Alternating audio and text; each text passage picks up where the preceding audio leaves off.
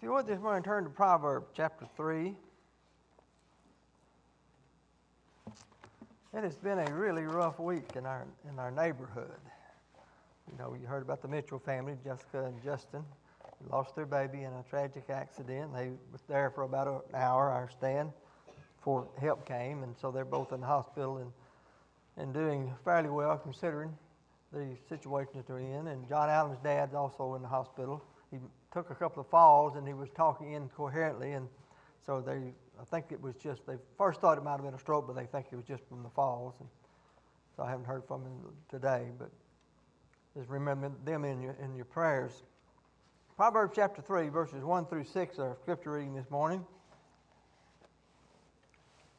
It says, "My son, forget not my law, but let thine heart keep my commandments, for length of days and long life and peace shall they add to thee. Let not mercy and truth forsake thee. Bind them about thy neck, write them upon the table of thine heart. So shalt thou find favor and good understanding in the sight of God and man. Trust in the Lord with all thine heart, and lean not unto thine own understanding. In all thy ways acknowledge him, and he shall direct thy paths." This last year I've been hunting with Jack Allen, which is the John and Heather's first adopted son.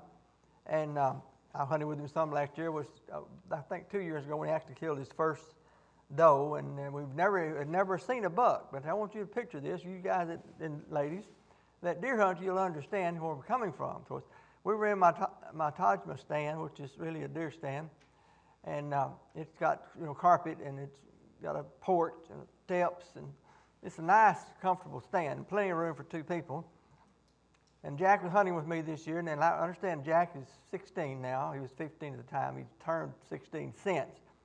And we were sitting there at the deer stand, and one morning, and a deer came out of the opening on the side over there. It was a doe. And she came right across this opening, and it's about 100-something yards long, and she was by herself. So Jack whispered to me, because see, now I'm in charge of this hunt. I'm telling him what to do because he don't want to make any mistakes.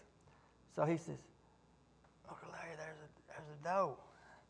I looked over, I see the doe. I said, "Jack, there'll be a buck right behind her." And then he looked over at me and he said, "There he is." So there this nice, pretty buck comes walking out. The doe's done made it across the way and stopped a time or two, and the buck comes walking out real slow, and 55, 60 yards from our stand, and he has a nice 8-point rack, really pretty color, looks pretty nice. And Jack looks at me, "What about it?" And I said, "Well, Jack, I don't know. I know 13 inches wide. They got to be inside 13 inches wide, and I've never had one hold still long enough to measure. You got to kind of judge by their ears, and if they don't ever look at you just sideways, you have trouble judging the distance. So you kind of look at the height, and maybe you don't know." So I said, "Jack, I don't know. I'm not sure. It's going to be close." So the deer keeps walking along there, not paying us any mind at all. And he finally turns and walks down this shooting lane where the doe went, and you can tell about his horns. I'm looking at him through the binoculars. I studied him, knowing Jack wants to shoot this deer. But I'm thinking, you don't want to shoot a deer that's not legal, because you want to carry him around and show him to all your friends. And one of your friends may know the game warden, and then, the fine is terrific. So I'm looking at this deer, and I'm thinking, he just might be legal. What if he is? But what if he isn't? And this is all going through my head, and Jack's looking at me and looking at the deer, and I finally said, "Jack, it's going to be really close, but go ahead. Just go ahead and take a shot at it."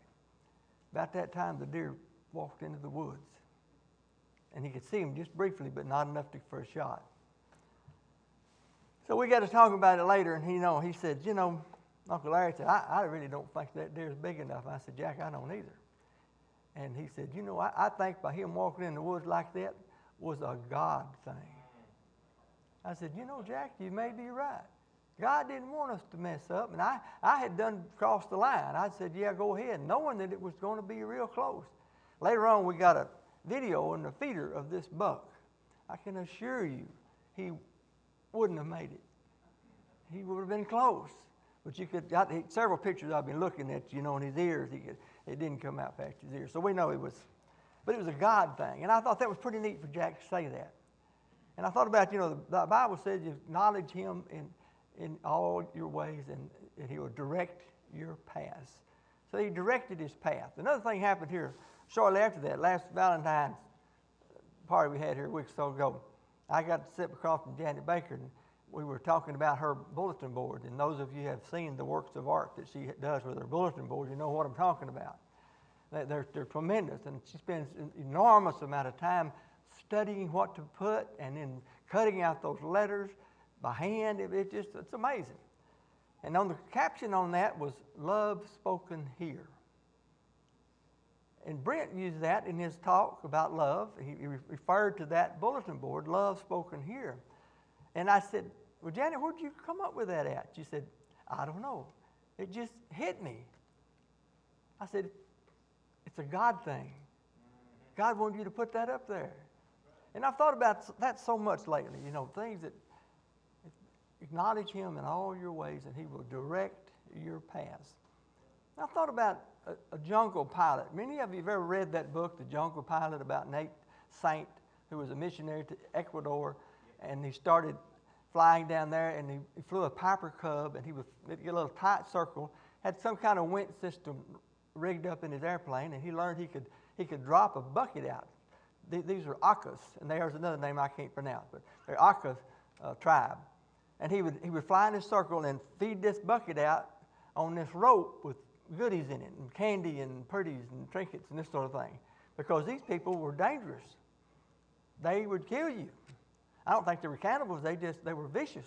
And if you came to their tribe, it was over. You were dead. That's the way it was. But anyway, he would fly around, and this bucket making this circle, and his bucket would you can visualize that, just staying right in one spot. And he'd get down on the ground, and he'd still be circling, the rope swinging in there, and then they'd get to Purdy, and he'd roll her back up, and he did this for quite some time, so he became acquainted with them.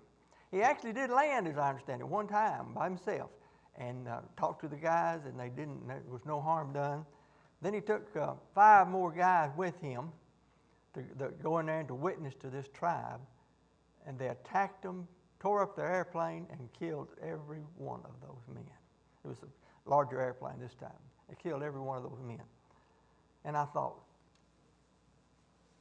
acknowledge God in all your ways, and he will direct your paths. Nate Saint was killed. And he was one of the first ones to die. He was following, he was acknowledging God, and then God was directing his path. So why did God let that happen? Why did Nate Saint die that day when he was trying to give those people eternal life, basically through the knowledge and salvation of Jesus Christ? One of those ladies that was in that tribe, as I remember the story, was touched by his concern. And then Nate's sister Rachel took up the banner, so to speak, and went in and began to witness to that tribe, and the very people that killed Nate Saint were saved. So when they got to heaven, there was old Nate in heaven.